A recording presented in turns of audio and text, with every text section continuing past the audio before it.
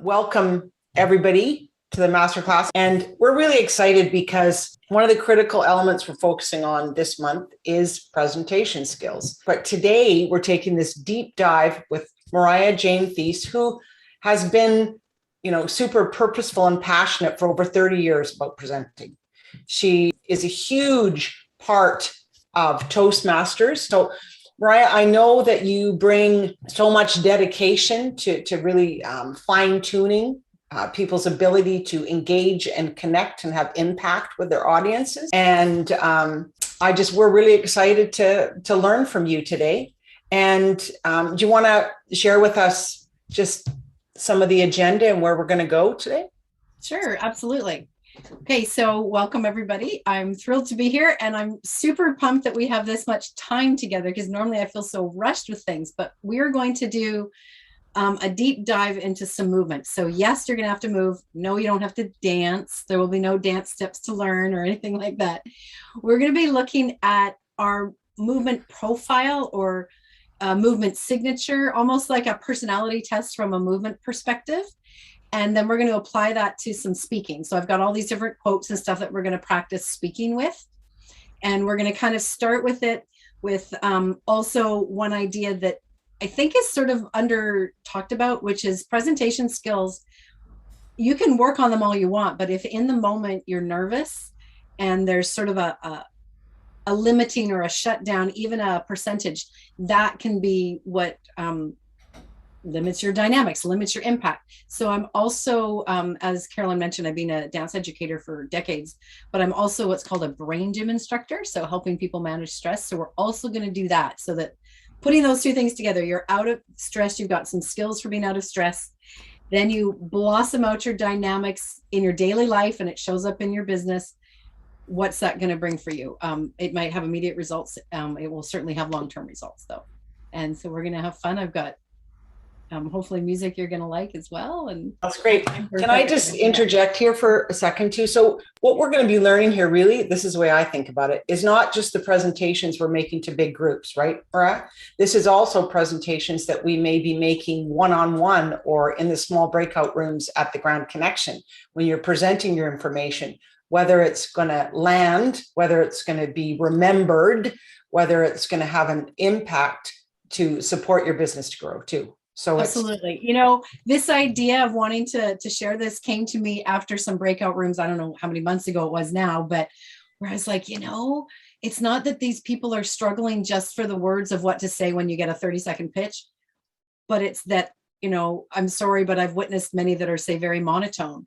And even if the choice of word was good, the how they said it, there was no impact happening. And so I was kind of like, hey, maybe there's, like even Carolyn, you just did a good job when you said remembered.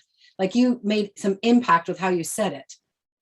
So I remembered that you said the word remembered because of how you said it. So we're looking at the how I move and therefore how I speak, because they're, of course, you can't really separate them. Yeah. Yeah. Good. Yeah. We're ready. Okay. All right. So yeah. Okay. So again, thank you for being here live. If you're somebody watching the recording later, thank you for taking the time to watch the recording. We will be having a little break at about the midway point, but if you need to take care of anything, just, do what you got to do. But the rest of the time, I'm hoping you're going to be super present. And by super present, I mean, yes, you're going to ideally move. But because we're a small live group, that if I'm putting out ideas and you want to add, and I'm like, anybody else, let's imagine I'm throwing the ball to you and you are going to catch it and throw it back. That's part of it as well. Okay, so really the question is, why are you here? I'm assuming, I love the word thrive because you want to thrive. And I believe if we thrive in our life, we will thrive in our business, and not to separate the two. So there will be some ideas about how to thrive from a dynamic perspective in your daily life as well. We'll get to that a little bit more at the end. Okay, so how many of you have ever taken a personality test? Like the Myers-Briggs? Yeah, I mean, it's like, how could we have avoided that? Everybody's always so curious about finding out about themselves, people they work with, their family. So I have been a musician first, actually. Did a little bit of dance when I was young, but got into music and then got into dance in my teens and went, you know what? The hard work of dance, I loved.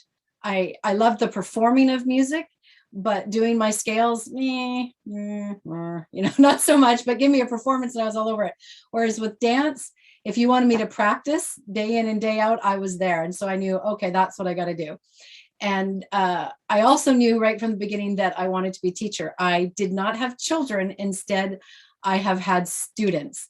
And I knew that that was going to be the way, because even, 5 and 6, 7, my next door neighbor and I, we would play house. We'd play school instead of playing house. And she turned out not to have kids and is a school principal. So that, go figure. We both knew that we wanted to be teachers from the beginning, and dance was my area. So I've been teaching dance for 35 years, ballet primarily for all of that, but then got into the modern world, which the material I'm going to share with you today comes from a gentleman by the name of 𝗦𝗽𝗲𝗸𝗲 that is quite huge in the modern world. Although actors also, if anybody's ever done any acting training, this also shows up a lot in the acting world, because it's all about broadening your ability to be expressive. And so they refer to it as the word dynamics. That's in the title of this workshop. So what does dynamics mean to you? Well, maybe it means it to me because, like I said, I was a musician as well. But when I think of typical dynamics, that word, we can think of like the louds and the softs in music, the crescendos or the decrescendos, the staccato where something's got to be sharp, or where something's pausing and holding. So do I have any other fellow musicians in the room here? Oh, you're missing out, man, but you're probably music appreciators, right? Yeah. Yeah, music appreciators. Okay, so you know that if the music had no dynamics, no changes in, not just like, oh, it's got a great melody or rhythm or something, but if there was no crescendos or decrescendos, if there was no accents, it would be pretty boring, much like somebody talking monotone is actually pretty boring. And I even liken it to how somebody drives. So we're doing the opposite of how somebody would drive. So I know that if I'm a passenger, like on a bus or something, I've taken lots of buses between like Toronto and New York, 6-hour rides, and it's mostly highway. So what do I get to do? I fall asleep because it's so consistent. It's so even, and I can just get lulled right to sleep. But if somebody is either driving in the city, windy roads, or maybe actually not that great a driver and their foot's on the pedal like this, right? I'm constantly alert. I am not falling asleep because the changes keep me always awake and always noticing. So this is kind of like the opposite of teaching you how to drive nicely. We want to have a bumpy road when we're speaking because we want to be interesting. We want the twists and the turns and the ups and the downs. If it's all even, you're putting people to sleep. So think of that in your written word as well as your spoken word, because as business owners, we're always doing both. So that's something I'll just plant the seed right now. Your choice of words really matter, of course, not just to explain it, but does your choice of words even have like movement in it? Or is there something about your choice of words that makes it very even? And that can even be if you've got longer copy. If every sentence length is kind of the same, that's boring. Where's the short sentence? Where's the exclamation point? Then where's the longer rambling sentence followed by a short sentence? Okay, so this shows up our movement, our speech, our written. It's all the same thing. It's how we communicate. Okay, we're going to go from the bigger lens first of moving in order to get you into the smaller lens of speaking. And speaking is what we're going to focus a bit more on today, but you can do what I just said there and translate that over to written word as well. Okay, so now I've been working with dancers for all these years, and that is kids, teens, adults, seniors.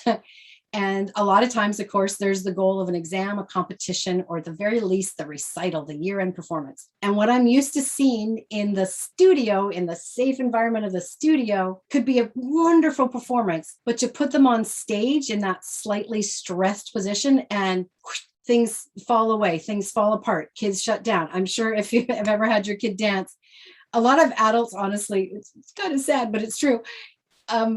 You go to a kid's recital and there's the 3 or 4-year-old standing on stage bawling, and everybody's kind of laughing because it's so sweet, it's so adorable, and you just want to go up and hug the person. So 3 and 4-year-olds, they don't mask the fact that they're freaked out by this whole thing. Then we get our coping skills when we get a little bit older. So you could have the 10-year-old out there dancing, just not that full out, because really they're crying on the inside and they'd really like to just run away. Then you get the teens, same thing. Then you get the adults, and we're learning our coping skills, but the truth is for most people, there's this armoring and protection and all that comes on when we're in a stressful situation. So that if you were dynamically presenting yourself to your business partner, you're practicing your spiel, and then you get up in front of everybody and it flatlined, your presentation flatlined. And that's just nerves. That's human nature. Now, just because it seems kind of natural and seems kind of normal doesn't mean that it has to happen. So complementary to me doing all my dance education for all these years is also 13 years now. Also studied something called brain gym,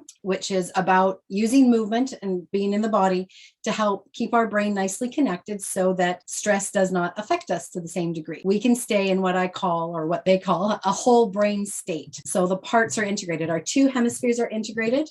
Our limbic system, which is our emotions, and therefore I would say our expression a lot, also memory, is connected like to our thinking at the top. And then our back brain, our survival, our fight and flight place, connected to the front. So we talk in brain gym language about being integrated in all those dimensions. And there's a little process that we do before we want to do any learning, which we're about to embark on here together, which is the same process I would do whenever I want to do a performance. And a performance to me could mean that presentation in front of a bunch of people. It could mean showing up to a networking event and being really out there. It could mean even going, today's the day, I've got to finalize my written copy.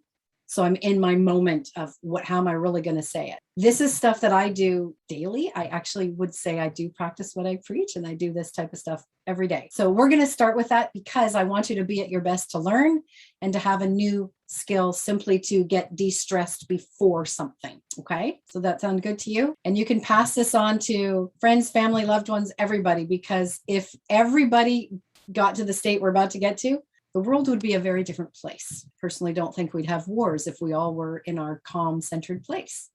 Who wants to fight when you're actually calm and centered and feel like you know how to express yourself, right? So it's kind of powerful. Now, it's only got 4 pieces, and I'm going to do a fairly quick thing of it because I want to spend the time on the other movements.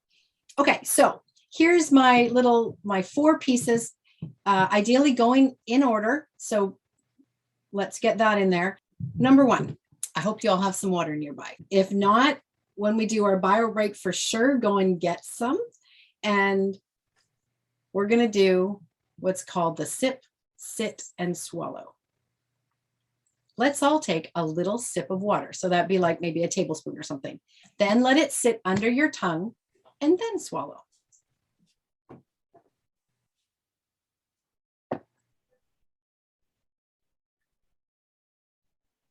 All right, so welcome to the world of hydration. When you do a sip, sit, and swallow, you're giving your body, your cells, your brain, the conductivity through the body that needs water. We're an electrical system, we need water. That little sip, sit, and swallow can be transformational for people. Like I could go home, well, I'm already home, but I could say, we're done now. If all you do is make darn sure you're actually hydrated, your brain is different. You can literally be on fire, all those synapses going. Now we know this. So I got a little plant here, right? So if I forget to water my little plant, which I've proudly kept alive since last December because it's a baby poinsettia, and I have to make sure, I've even run the experiments, the poor little thing, where it got all yellow and then it got all dry, because it's about, I have to water this properly. We know if I forgot to water it, went away for a week or whatever, and come back and pour a bunch in, it's just going to flush right through, right? It's not going to be able to absorb it. Now we are the same. Think of your cells the same as that little plant. I can flush my system by just guzzling it. And then, you know, we're all having our bio breaks every 20 minutes. Or I can let my cells actually hydrate and then become good conductors of the electrical synaptic work that's happening. So the sip means take small amounts. So maybe in my day, I'm still drinking the same amount, but I'm not doing it in like 2-cup guzzles. I'm doing sip, sip, sip, sip, sit, or sip. And then the sit is let it be recognized. Imagine your brain, your cells are just a wee bit slow, just a little bit slow. So you take it in, you sit there, and then it's like they go, oh, there's water. And then they sort of like the cell membranes open up with gratitude, and then you can absorb. Just doing that, there can be people that stop having headaches simply because they are finally becoming hydrated. Okay, so sip, sit, and swallow. And as somebody who's done a lot of traveling, I can tell you this has been a godsend for when you're on, well, particularly things like subways or sky trains or whatever, where there's no bathroom. You're like, It's okay. I don't need to be dehydrated, but if I guzzle, it's just going to flush out. And that can be healthy for the body, but we don't want to flush everything away either. And for those of you out that are caffeine addicted, this is even more important. I think we all know that caffeine is a diuretic and you need even more hydration to combat that. Okay, so that's number one, just be hydrated. A stressed brain comes from many reasons, but a dehydrated brain is already a stressed brain. Okay, you cannot be at your best when you're dehydrated. Number two, if there's any fear in your system, any worry, anxiety, it's going to continuously take your focus at all times. Hopefully you've never been in super stressful environments where there's a real threat to you. But if you have, you know that when there's real fear going on, there's nothing else you can do or think about. Now, for us, hopefully, again, we don't have those full on, like for real ones. I had one when a bear came into my house and I know what it's like to actually have that. I'm aware that I don't know what to do because I wanted to try to get out my window and I because he came in the only entrance and exit. Anyway, longer story, not going to go there, but I couldn't figure out how to open my window screen to get out because my brain was so consumed and frozen just in the fear. Okay, now most of our daily lives have fears involved in terms of that perceived fears, but they still hijack our brain. So worry about money, whatever, that is still hijacking a lot of your concentration and brain. So there's something we do in Brain Gym to help release that. Okay, so with me, make a nice little C shape, just a natural size in your hand there. Okay, now you're going to find your collarbone or your clavicle there and come below that and use that C shape to measure about what's going to be the appropriate distance to find either side of the top of your sternum. So I'm coming down my clavicle bone to the underneath of it and either side, thumb on one side of a little indent, third finger on the other side. So there's little indents there. Okay, if they're tender, it's okay. It actually means you kind of need it. What's going on here is, and let's start rubbing it together. The other hand, just put it onto your belly button, your navel center there, just kind of so you get a connection and a grounding of your physical center. As I'm rubbing this spot, what I'm doing is I'm rubbing, and ideally they're kind of unclogging and releasing the end of the kidney meridian.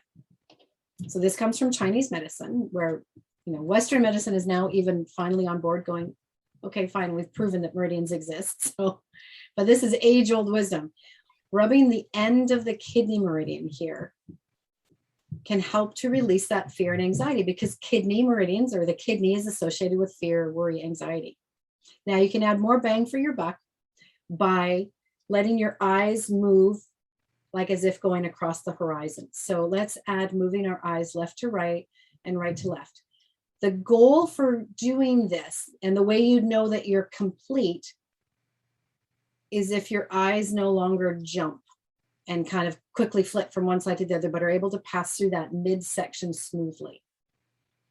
And I often find when I've done enough of these, like 10, 20, 30 seconds, it's different every time, that when I do that smooth transition with my eyes, I often notice that I do a nice deep three-dimensional breath under my hand that's on my belly button there. Okay, now let's go ahead and switch sides. Okay, so in Brain Gym, these are called your brain buttons. So we're releasing some fear, anxiety, and tension. We're helping our eyes to team up. Okay, and they're often referred to also as electrical points. And making contact with them, with yourself here, like you wouldn't have somebody else do this. You do it for yourself. It helps to almost jumpstart the brain as well, especially now that we've had our water. Okay. So those are called your brain buttons. And an added thing that you could do, so for me, I don't know if you can see the light here, I've got a window right here. The next piece that I would layer up to do is that not just moving my eyes left to right, but I would try to see to the distance a little bit like I'm on the horizon. So I'm telling my body while I'm releasing the fear here, look, there's no predators out there. And therefore you're calming that fear down. Okay, so now we're hydrated. Our fear started to calm. Now we want to make sure we're integrating the right and left hemispheres of the brain so that we have all of our capabilities ready to go. We can think in the big picture and we can also hone in on the details, just as one example of what happens in the two hemispheres. Okay, now I think most of you are a similar age, so you remember good old Fonda. So we're going to get up and do a little 30-second Jane Fonda workout here. Okay, so standing up with me, please. Okay, so just doing what they call a cross crawl. Now, what we're really doing here is we're doing our version of going for a walk without having to have the space to go for a walk. Okay, so if I'm just start doing this like I'm in an aerobics class, taking my knees up, tapping there, I am activating both hemispheres. My right side activates the left side of my body. My left side activates my right. So when I'm doing both at the same time on purpose, I am waking up both sides of the brain. And I think of it like you're sort of reconstructing that brain bridge there, getting the communication open. So this is good. A little bit better would be if you try to cross the midline a little bit more. Okay, so that means I'm having to inwardly rotate a little bit more in my hip, for instance. But the best, the gold standard for this would be if I'm taking my elbow across to my knee. So my elbow now, to get across, I'm going to have to squish my core here to come across.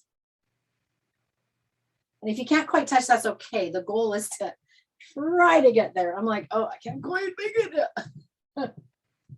Notice that you'll need to breathe out to do this. Okay, and if you want to challenge your balance, just go a little bit slower. All right, so we call this the cross crawl. And again, what we're doing, essentially, think of that hunter-gatherer who got spooked by the prey, now seeing that there's no predators and can walk home, walk back to the cave. We're basically doing our walking, but again, doing it without needing the space to do it. Okay, so that's your cross crawl, waking up the two hemispheres. Now, the final piece, the fourth piece of this readiness is called a hookup. And it's about just bringing all our energy in, that sense of being frazzled with our energy all throwing everywhere. We don't want to be in that state. We want to bring it in. So we're going to, I think you can see my feet. Okay, take your hands out, palms to the back, so my thumbs become down. Okay, now I'm going to take a leg. So just shake a leg so you can choose which leg. And that same hand and leg are going to cross over. So this leg goes over the other leg. This hand goes over the other hand. I hold hands with myself. Okay, so I go and I hold hands with myself, drop and loop through. Okay, see if you can keep your shoulders nice and relaxed so we're not encouraging any tension here. All right, so again, I'm taking the same arm as leg over. So I'm now in a little narrow stance. And we'll just hang here for a moment. Now, since you're not the one talking, you can rest your tongue on the roof of your mouth just behind your teeth there. That's a nice way to sort of complete the circuit. Now, if that hurts your wrists, because not everybody's wrists want to do that, you can just take your thumbs together, like almost like I was going to, make a butterfly or something. I can just take my thumbs together like that. So there's my hands, just put my thumbs together like that. Some days I can let my wrist do this, and other days I'm like, oh no, not happy. Okay, now let's try the other side. So come out of that. So palms to the back, thumbs down to get the hands ready to cross. Same arm as leg, coming over, drop down, scoop it up and through. Let your shoulders relax, tongue go to the roof of your mouth there. And then just take a few breaths. This is a very calming thing to do. And I can tell you with 100% guarantee, this position is what I will be doing for the 3 to 5 minutes prior to my turn, my time on stage. I can't rehearse anymore.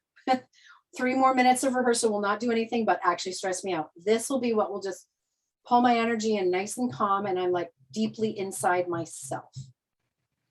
So any performance that you need to do, anything where you go, oh, this could ultimately be a bit confrontational, I don't want it to go that way, a certain meeting with a difficult client or something, doing this gets you calm and centered.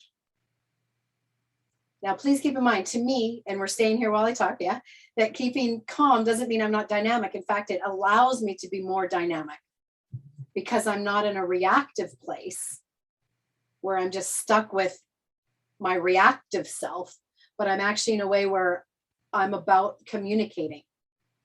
and my goal of communicating to another, which is very different than reacting and protecting yourself. Okay, then let's come out of that. Just have your feet a bit apart, fingertips touching is there, and just take a moment. So this would probably actually be my final 30-second stance before they go, your turn to walk out to that big red dot. Whereas I'm sure you can imagine the biggest thing I'd be worried about would be my memory. Am I going to remember an 18-minute speech? If I know I'm hydrated, right, had my water, did my brain buttons, releasing my fear, scanning the horizon, got my brain engaged and got calm, absolutely I'll remember. Okay, so I know that I've got a tactic, and now you have a tactic as well. So let's come back to our screens there. Okay, so that's a little thing from Brain Gym, and just check in with how you're feeling right now. So when we are in a reactive state, a stressed state, we cannot connect, we cannot be our authentic, dynamic self. I think when somebody really wants to connect, then you can't help but have dynamics in how you speak, right? If I really want to get my point across, I will instinctively know how to accent that word. I can't help myself because I want you to get it, right? Like it'll be natural, all right? But be highlighting it even more and expanding our range in our everyday life is sort of what we're going to look at next. Well, let me just put out there though, if there's one thing that you could do out of all of this, and I'll say it now because I would hate to forget it. I think the best thing that I do in my daily life is I go for a walk by myself and I talk out loud. So I don't care whenever it is, rain or shine, I've learned how to hook my umbrella into my jacket so my arms can swing. So I'm walking, de-stressing, breathing, letting my thoughts flow out on my air while I'm moving. And that has been the #1 catalyst for positive change, and everything almost guaranteed gets worked out. I literally go for a walk saying, what's really bugging me today? And it's like a journal. And, there's been a lot of talk. I mean, that'll be one of my pieces of advice later, is doing a journal, but making sure that it's a handwriting journal, because that's a different flow in the brain than printing or typing. But then because we're presenters here in our business, we need the verbal. So going for a walk, moving, breathing, looking to the distance, all these things that calm and center and flow simultaneously. So Randy, if you're going to do one thing, just start going for a walk. You can worry about everything else later, but just go for a walk by yourself so your arms can swing. So that does not mean you're holding a dog with a leash where one arm can't move. And my partner was a tough nut to crack on this. He's a musician where he does a lot of programming. So he's actually sitting for hours and hours and hours.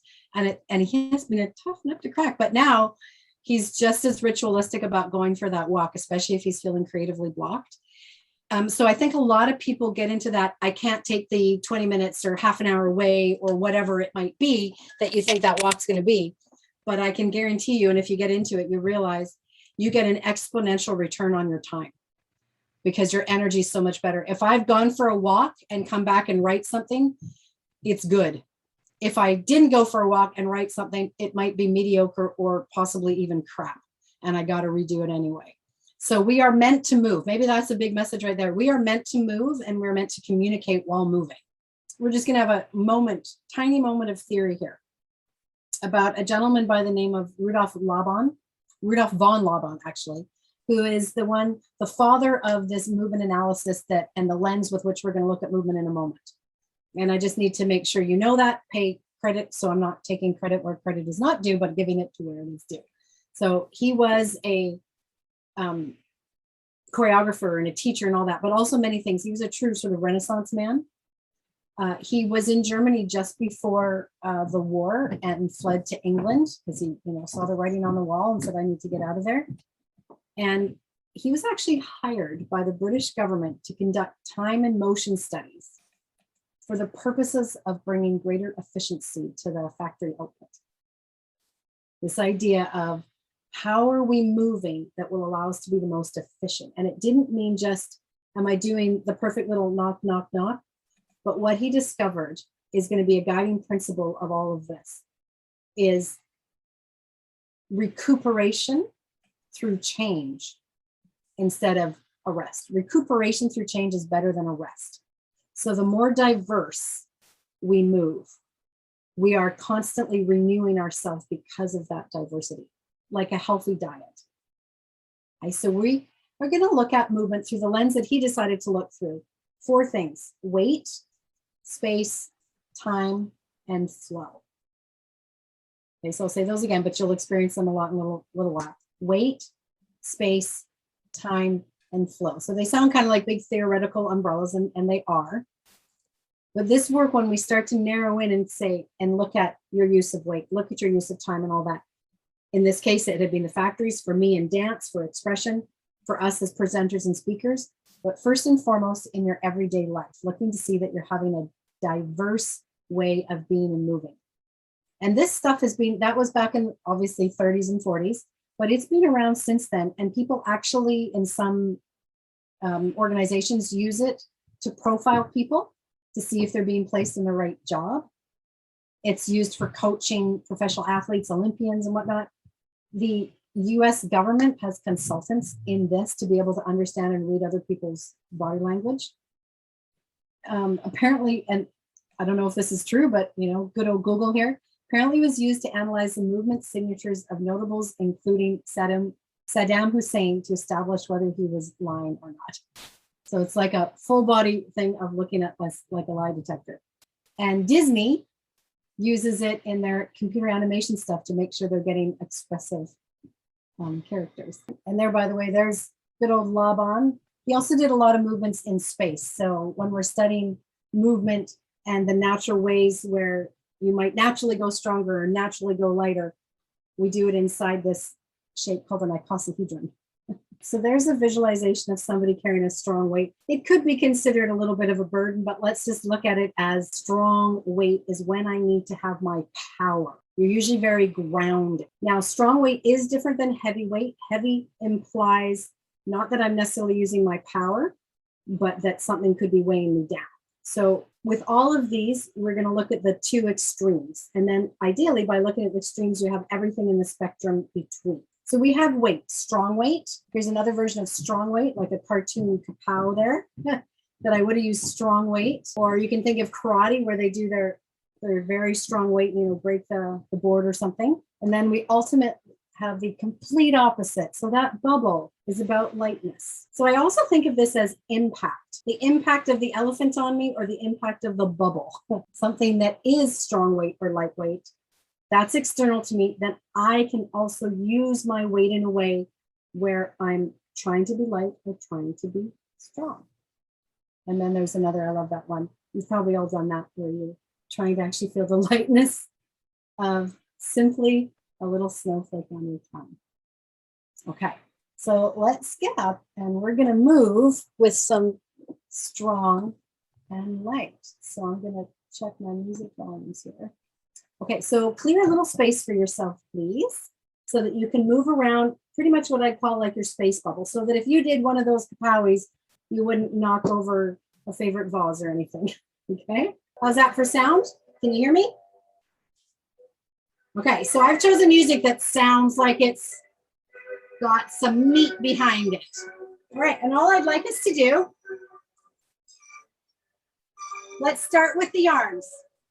You can imagine you're moving through space and having to press something thick. I'm in water. I'm having to push through something. I'm being strong.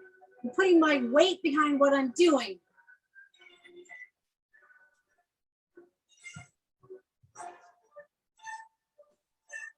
Now try with your legs. Like you're pulling in and out of mud.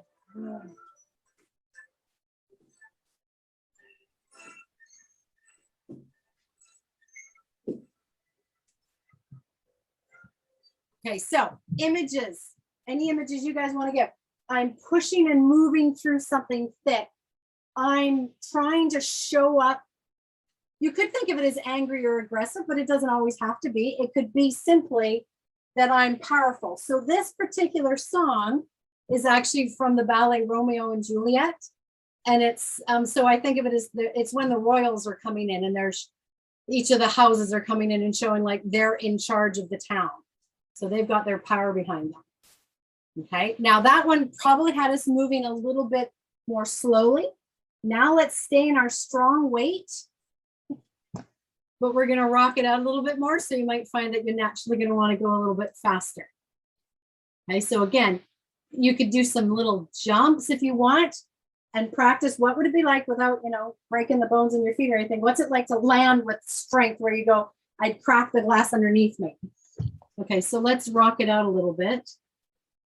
I think you'll probably all know this song. Okay, so you got your, and you can be kicking,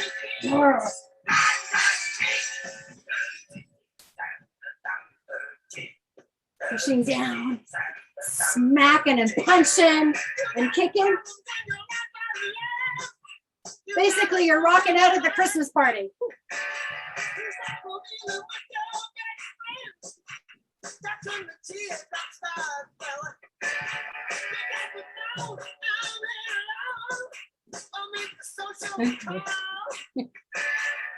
All right. Gotta love ACDC. I have another one for you in case you totally need to get your hard rocker on today.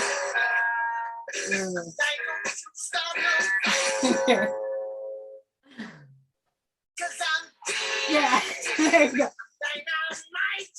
Okay, so you're powerful. You'd be breaking it up.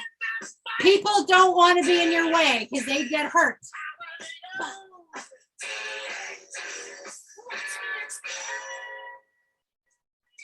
So if I was upset, I might go put on TNT and just, but what if I also went, you know what? I'm feeling a little meek. I'm feeling a little mild. I don't know if I got it in me to go confront this person about blah, blah, blah. Maybe I'd go put that on. I'd like go put on my power pants, right? And get going and do it by letting, in this case, music make me want to move with some strength and some determination and some power. That would be a showing of strong weight. Okay. Now, if I'm good at strong weight, I can use strong weight when it's appropriate. Think of it like a big toolbox or some tool belt or whatever. My ability to have strong weight is there for me. Is it appropriate all the time? No. Is it appropriate some of the time? Oh, absolutely. Yes. Okay. So we want that diversity. If I'm a bit more of a mouse, I got to get out my strong weight and start punching around to some AC/DC. If I'm a bit more of a bull in a china shop personality, maybe I need to get this out of my system and then practice the opposite, which is what we're going to do now. Okay, so now we're going to look at weight, but the opposite. That was the bubble or the little snowflake. Okay, now I love that we have a good mix of genders. I wasn't sure if we'd get like all ladies, all men, but we've got a nice little mix here. Actually, we're beautifully balanced is what we are. Okay. A lot of men think that being lightweight isn't as masculine. I think that's a bunch of hooey. I think there's always a time for us to be light, just like for ladies, there's always a time to be strong. And I think when we really embody strength as women, let's say, who often get labeled the B word, I think that is different. When I'm in my strong weight, I don't need to exert my strength over other people. When I'm not able to inhabit my strong weight, but I still need it, it's like a nutrient I'm not getting, that might be when people do it and they exert it over other people. Conversely, with lightweight, if you don't know how to embody your lightweight, you might be doing a leadership role where you're actually pulling back too much. You're trying to be light to them and not be too directive or too strong with your clarity of what you're asking for. And they actually just feel like a lack of direction, but you could instead embody your lightweight. And what does that mean for you? So let's do some light weight. And here's inspiring music for lightweight, I hope. Fast forward to the goods here. This one's a little quieter. Can you still hear it? I'm afraid that's as loud as it goes. Okay, all right, I'll go to another one that's lightweight.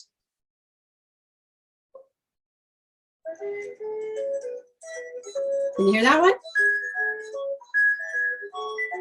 All right, so let's get up and move with lightness. So if you were to jump and land on a plate glass, you wouldn't break it. If you were to touch somebody, they'd feel a light touch. They'd be happy.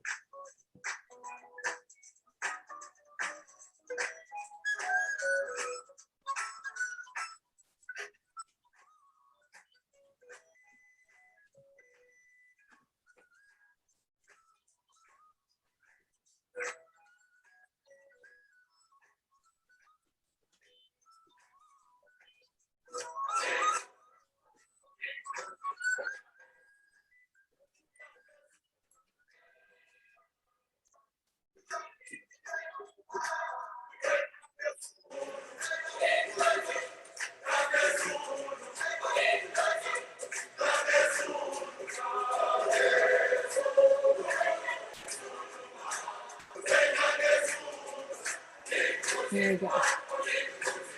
Okay, cool. All right, we got a lot more moving to do, so we're not going to get all tuckered out quite yet. Okay, so that is some strong weight, some light weight. Now, when I said this is kind of like a personality test, you probably have a noticing anyway that you have a favorite or a natural affinity. And you can even look at like the type of music that you naturally play or something like that. Are you the person that does tend to want to always be strong or always be light? Now, I use the word always on purpose. Maybe your inner voice said, well, no, not always. Sometimes this, sometimes that, which is, of course, where we really want to be. But with everything in life, there's a spectrum. Do you feel sometimes you're a bit more this way, sometimes you're a bit more that way? How mobile are you on that spectrum? Okay, in how you move. And now we're going to look at in how you speak. Okay, so what I've done for you all is made some sheets with a whole bunch of quotes on them. Okay, just practices in a single word. So we could do that together of practicing just a word for a moment. Okay, so a good word actually to practice, regardless, is just yes or no. So what would it be like to say yes? Let's just do two different ways. Ultimately, there's many ways you can do it, but let's just do two ways. And we'll practice that a little bit so that you can practice varying your weight in the speaking of those quotes. Okay, so an example would just be that I go, yes, or I go, yes. I think that was pretty clear. There was a strong one, there was a light one. Or I go, no, no. If you guys are parents, you know the no. With the strength. If you say it with lightness, they go, oh, there's wiggle room. We can change their mind. But when you do the, I said no, but I said no. Like you're not angry. You just, I said no. And they go, okay, you've been heard. But what they really mean, that kid would go, you've been felt. We know what you mean by how it feels. Okay. So does anybody else want to be brave here and give me a yes and a yes and a no and a no? Carolyn's throwing herself in there. Yes, go for it, Carolyn. So I used to lead women's retreats, and we did the yes in the whole big group of 50 women. And so it's, I love doing this. Yes. So that's one. Yes. Yes. So that's first one. And the other one's yes. Yeah. So that's a softer one, but not very yesy. Not very No is like, I'm learning a lot this one right now. It's no. Or no. okay. Yeah. Did we believe her? The yes is natural for me. The strong yes. Yeah. Are you as equally strong and like being strong when it's a no? Mm-mm. Let's watch Carolyn. Let me try asking her a question that she's going to say yes to. Carolyn, can you run the forums in the back end of the site? No. No, you're supposed to say that. Yes? No, you have to say yes. Okay, No, how would you say that, yes to when that? I don't want to do something, my yes is like, oh, it's like an excruciating yes. That's Yeah, I've heard it many times. Yes, do I have to do that? I would say, yes, do I have to do that? Awesome. Okay. Anybody else want to practice those before we do the longer speeches? I have a question. Just watching the interaction there, it seemed that, and I could be saying something wrong, but when Carolyn is strong or weighty, she's using, like yes or no. But when she's unsure, she goes silent. Is there a way a silent yes can be strong? I'm just trying to put that out there. Or are you like, if somebody says, hey, like in sales, if I ask for an order, I could get a yes, like a soft. I'm just wondering if there is some dynamic energy behind how you use the word, or can you go any which way you want depending on the mood you're trying to create? Yeah, the second one. You can go any which way you want. I think of it like this is all about being multifaceted. So any way that it feels or that it's most appropriate to communicate how you truly feel. So when you said silent, I would say remember when I said going for the walk and talking out loud? If we're working on communication here, let's make it actual auditory so we can hear it, so not an inner voice. But yeah, anytime we can be more multi-dimensional, multi-dynamical, making up that word, the better. And so by practicing things like this right now, it means that those tools are available to you in a natural, responsive way when you're with somebody else. So if Carolyn, I like giving soft no's, right? Because then it takes it. I'm a burly guy with thick eyebrows, and when I say no to people, they might think I'm attacking them. So absolutely, it's totally appropriate. That's not happening. Yeah, I think that's you're absolutely right. That would be right for you. Whereas somebody like me is a short, fluffy haired woman, I might need to have a little bit more impact. And you might have to stamp your feet or whatever. But no, I get it. I just was curious. Yeah. One thing I wanted to note though is how different there is between yes and no, just as a word, not just our way of being strong or light. Because yes means you're moving towards something. And I would say, Carolyn, you're somebody who loves to move towards things. No is a little bit more of a boundary or perhaps moving away. And you might notice, oh, I'm more likely to jump in with the yes than I am to stop, think, and put up a boundary of a no.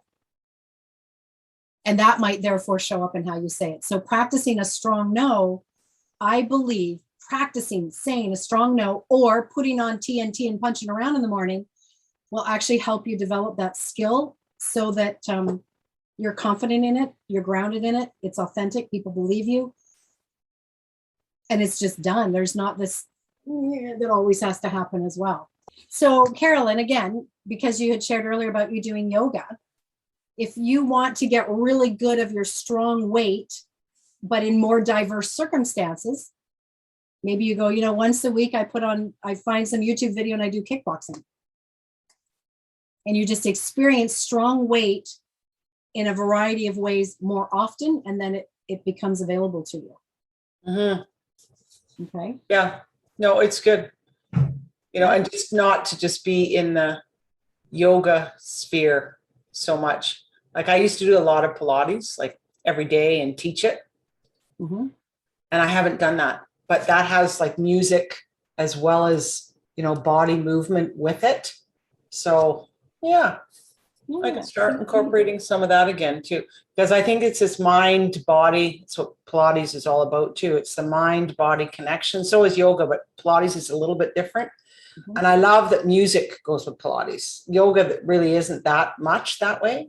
So just thinking of how, the mind body spirit connection with music. Yeah, and I mean, I'm all about that. I mean, if you remember my studio that you were at, Transforming the Mind and Body, I wanted that connection.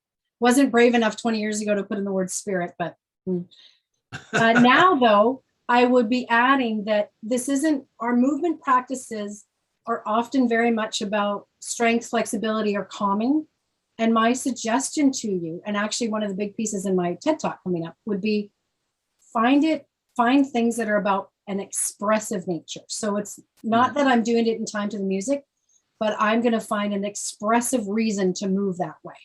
Yeah. Expressing myself. So I'm going to do the kickboxing because I want to be expressive in that way as well. Yeah. And therefore we're actually ultimately de-stressing ourselves because we know that we have all the tools we need to express ourselves in any situation at any moment. Yeah. That'd be awesome. Now, Randy, I think you had your hand up earlier there. Thank you. When I have a strong yes, and when I'm absolutely committed to doing something successfully, I use the phrase, come hell or high water, this will take place, or this will happen. Yeah, that sense of, I think of Gandalf, you know, Lord of the Rings fans, when he goes, you shall not pass. And everybody's like, he meant it. Yeah, boom, he laid down the law. I wanted to start with weight. Is that there's often too much of a masculine feminine with light and strong. We need to eradicate that for starters, get rid of that one. And then also realize, and again, that's why the others you'll see are just quotes. These ones I started with the yes and the no.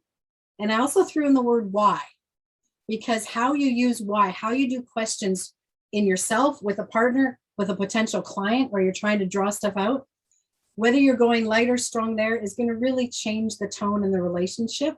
And therefore we need to have our diversity there. Yeah, but the weight, the idea of the weight to me is a way of also talking about not just importance, because something can be important, but to me, weight would also be synonymous in this case with impact. What type of impact are you trying to make with your statement right now, or your ad copy, your font choice, your movement, right? So if I'm reaching out, and you can tell as I'm reaching out right now that I'm going to touch something softly versus, and keep in mind that when we want to make impact in this world, strong weight isn't always the appropriate way to do it. We sometimes have more impact when it's delicate and light, especially dealing with customers, because then you're guiding them to make their own decision. You didn't push it on them. Nobody wants to be that pushy salesperson, and nobody wants to listen to the pushy salesperson. So learning to dial with your weight means that you can, know how to have your boundaries and say no, and know that you weren't aggressive and you didn't put anybody off, but you still had a boundary. That bubble, that light thing, still has a boundary. Okay, Randy, I was going to add there that, you know, it's like if I whisper to you, you're going to lean in, right? That's one example of that softness having more impact, right? Oh, I can tell you from teaching 4-year-olds, if they're running around and they look like they're, you know, chickens in a chicken coop or something, the best thing I can do is crouch down and whisper. And they all come running. They want to know what you got to say. So yeah, Randy, go ahead. I was just going to say that there are times when you need to be strong, but at the same time diplomatic. So you can kind of have, let's say, the civilized veneer of softness, but the end result is that it's a firm no or a firm yes. Absolutely. Like I have to deal with this, for example, when people ask for recordings of our presentations, and it's like they haven't attended the event. And I mean, we don't even charge for our events. I make no money from the business networking. And the very least they can do is click a link. I'm doing all this work in the background. All I have to do is click a link. I'm not asking for a high price, but they got to at least do that, right? So I've had to deal very diplomatically with some people about, it's like the answer is no, unless you attended the event, but I try to be very careful about how I word it so I'm not hurting their ego. I'm not making them feel like it's just like I'm being nasty, mean, and brutish about it or something, you know? Yeah, so that would be in your choice of words. If you're talking written word where you're saying that would be your choice of words. Some words absolutely have strength behind them and some have lightness. So yeah. And that just reminded me though, God, so many people we're so computer based these days with almost anything. I find it bizarre to think the amount of computer work I do, and I'm a dance teacher. Like, what? But the people become so stuck, and that even clicking something is too much effort. It's too much movement to move my hand to click something. Good Lord, let alone scrolling. Don't get me started. It's getting pretty ridiculous how stuck people are. I can't hear anything, Susan. Sorry. Hey, I was practicing. Mariah, here. You try them soft. Let's see how you do it. I want to hear what it sounds like. Oh, you're muted. Sorry, automatically mutes me. Great. What do you think? What do you think? What do you think? It's hard not to make the next one soft too. Yeah. Yeah, it's hard when they're in the middle. What do you think? I find I do a gesture and then it helps. Daniel, you try the middle ones here. Sorry, me or Daniel, Daniel's muted. I'm just really finding the middle them hard. We're back. We're back. We're back. Okay. All right. So we were noticing we didn't actually get to the quote. We were working on the what do you think and how challenging that is. And so I said something I thought was kind of cool where I said, practice it. You never know. Let's say the pulling back, that most people are very good at the strong impact, but knowing when to pull back might not be something you've practiced a lot, but it might be just the spice you need at the right time. And so if you actually practice it, it'll be available to you. And I think what's interesting, as soon as something becomes available to us, we use it. And then we go, how did I live without it? And it's like, all this time, I never had, boom, haven't you ever bought an item where you go, wow, I wish I'd bought that item 10 years ago. How did I survive without it? And I'm going to say to you, I think this is the same thing, that idea of knowing when to pull back. It's that, oh, when am I going to pull back? Because you're reading the room, you're reading that person, and making impact from a strong perspective might be inappropriate. A light perspective might be more appropriate. And practicing that, and then you'll wind up going again, should have had a V8. You're like, oh, I should have known how to be light. Okay, now let's move on to another one of the factors. So we had weight. Now we share just a couple of things. If we're naturally heavy or strong versus if we're naturally light. So, but all of us found that the light presentation of this worked the best, which I found very fascinating. That's for every single person who shared. Even I felt uncomfortable with the light part, yet that was the one that really had the impact and landed and had the connection. So I find that very fascinating, Mariah, to experience that myself. Oh, cool. Thank you for sharing that. I think you're absolutely right. Even the word impact makes it imply, like, I think of like a meteor coming down and making an impact. We automatically assume that impact is strong, but impact can be light. Impact is just, how do you affect the other surface, other person, right? What's the effect? Are you making a choice about the effect you want? And you know what? Isn't that always the case? The simplest is the most profound. Because simple isn't really simple. Simple is like the foundation. And therefore, it's profound and it supports everything else. Cool. Okay, let's do a little bit more movement again and look at one of the other areas. And I'm actually going to jump to the time one, the time factor. Now, when we think of time, we can think of something slow or something fast. That's a bit like clock time. This way that we look at it in the Laban world is more about our attitude towards time. Do we feel like we have quickness? There's a reason that we need to go quickly. Oftentimes when people do quickness, there's a stress that naturally comes in. You may or may not notice that that's the case for you, that you only move quickly when there's pressure, self or outside pressure. The opposite then would be sustained. Think of lingering. I got all the time in the world. Now think of a little kid getting ready to go out. You're telling them they've got 10 minutes left to get ready. And to them, that might mean they got all the time in the world. And for you, I've got 10 minutes. Oh! And it might be that you, yes, as the adult, have a lot more to do than that 5-year-old, 10-year-old might have to do. But our attitude towards time, that 10 minutes is still the same. Okay. Then within time, there's also the idea of time. Sorry, I think bug here is either we're feeling some acceleration or we're feeling some deceleration. Okay. I'm either speeding up or I'm slowing down. Now I could then speed up and stay faster or slow down and stay slow. But again, let's not look at just slow and fast. Let's look at acceleration and deceleration and my attitude towards time. If you are doing a sales pitch, you might want to be urgent with the offer that they'd only have a little bit of time to respond. But if you do your urgency where there's a pressure and it's not about the time offer, it could come across as really desperate and pushy.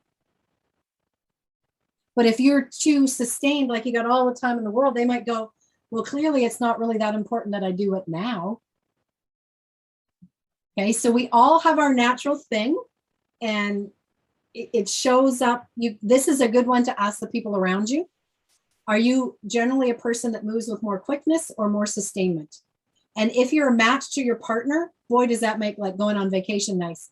If you're a mismatch to your partner, it makes it a whole lot harder. Where you're like, my perfect day doesn't match, or, you know, I'm constantly saying to my guy going, we got time, it's fine. We got time. All right. So let's do some movement with some music, and let's start with our decelerating, getting slower, having a luxuriating, we've got all the time in the world. Okay, so let's get up and move again. One thing in my life that's missing. It's the time that I spend alone, sailing on the cool. So how long can you take to get from A to B? Because you got all day. Lots of those friends that Go even more luxurious than you've ever gone before. I never want to lose their inspiration. Time for cool change. Know that it's time for cool change. Now that my life is so rearranged. All right, there you go. Good. Okay, so that's a great way to just kind of calm down, isn't it? Just move really slow. I got all the time in the world. Okay, you ready? Don't get too comfy. Now we're going to move with quickness. Okay, notice yourself. Do you put a pressure in there, or can you just move with quickness, maybe for the fun of moving quick?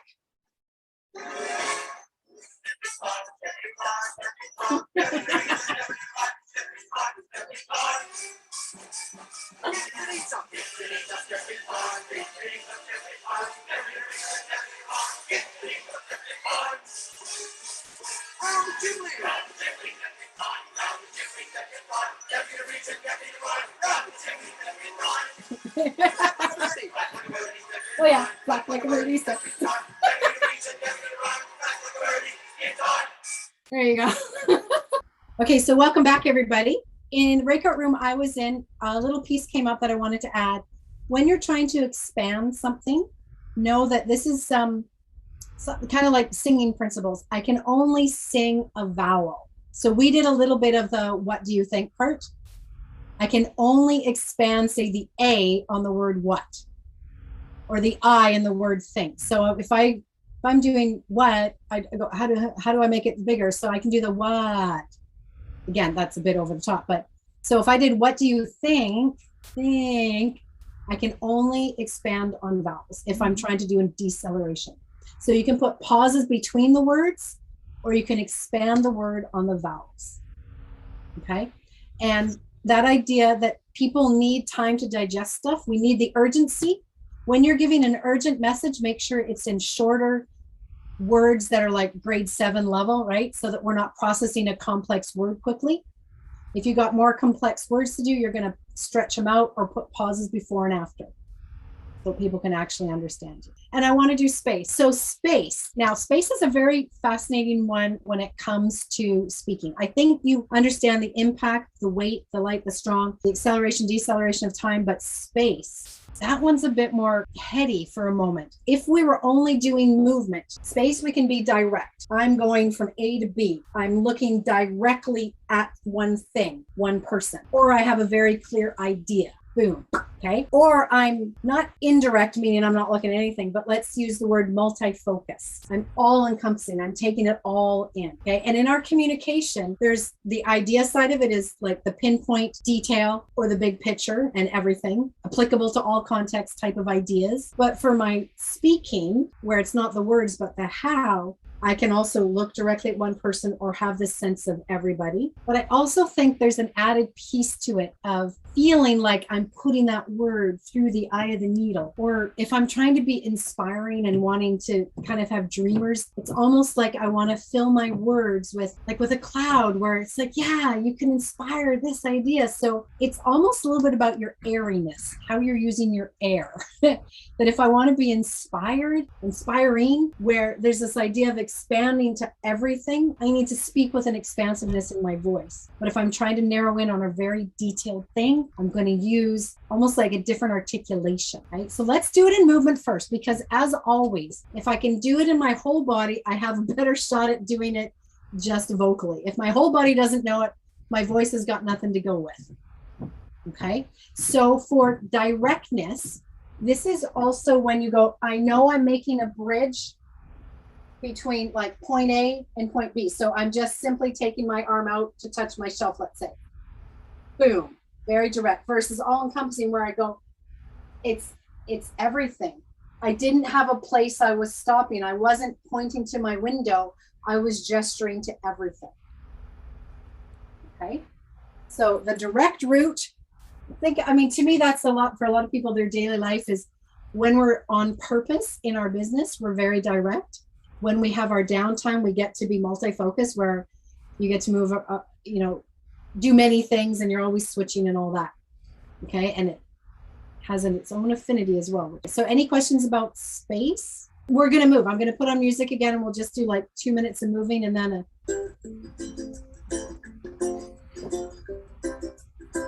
Well, Randy, you got the right background for this song. yeah.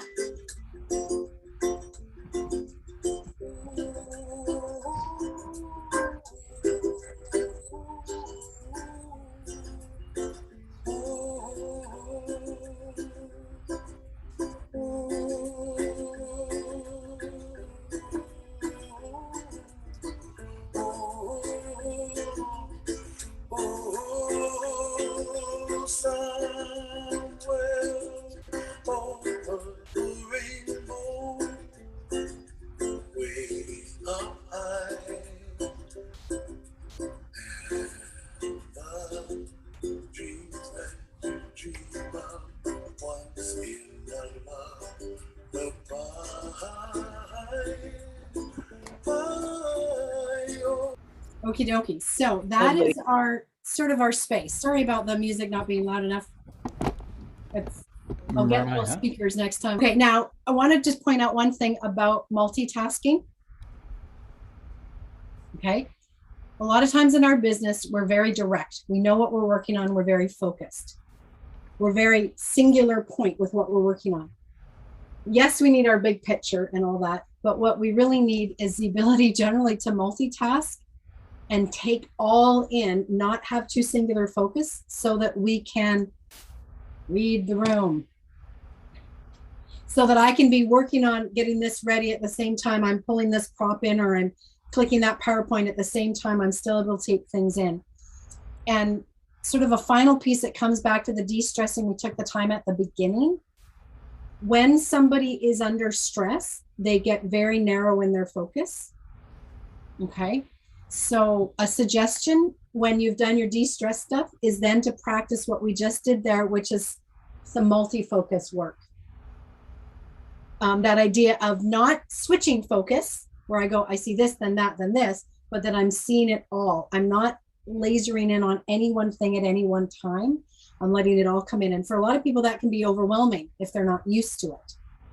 But if we want to present well, and this isn't just by my dynamics of my ups and downs or a nice way of talking inspiringly, but my actual ability to manage being in charge of a situation, I need to be able to take so many of the factors in. And the flexibility to then say, look at your notes in a direct way, if and when you need that, or the contractor sign or whatever is, and then back up to, I take it all in. That's why I'd go back to that idea of going for the walk. Because when I go for a walk, I can look at the stop sign I'm walking to, or I can look at the buildings, or I can look at the mountains so far away from me where I'm taking it all in. And I can really practice the shifting of my focus. And I practice the shifting of my focus while I'm moving. integrating while I'm speaking and communicating. Because as I mentioned to you, talking out loud. Talking out loud is a very different experience than your inner voice, because now my ears are being asked to process simultaneously as well. So for the idea of taking this into your everyday life, there's so much more we could do. As you know, it's the tip of the iceberg, because what we really get into dance is what's it like to do something strong, direct, and quick. That's very different than strong, direct, and slow. Like there's all these different ones where we start to learn to put them together into what we call the different effort qualities.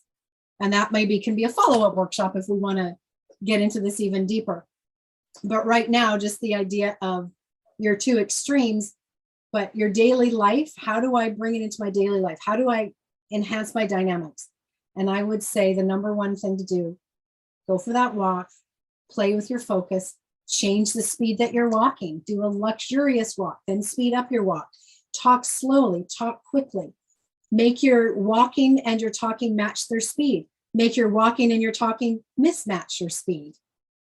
Let your eye focus be all over. Let your eye focus be specifically to the next tree or whatever. And play with that as a game of, like, as if I could juggle, right? I'm now juggling all these things, and I've got this huge range of my ability to manage, so that when I come into any situation, my toolbox or my paints I'm going to paint with, they're just more available. I've got a wider range. They're more available because I'm using them regularly. Like I've dusted off or de-rusted that tool and it's back. Okay, that's sort of the pep talk for bringing this into your everyday life. If you want to do more things, you could do things like play more diverse music, right? What if when I get up in the morning, I'm going to jazz myself up with speed instead of getting up and being calm? How does that set the tone of your day differently? Run an experiment. Hopefully all of us are now old enough that we've actually run the experiment successfully of these foods give me energy. These foods taste nice right now, and then I feel like crap an hour later. Like you've probably all run that experiment of knowing what diet works for you. I love pizza, but it doesn't love me.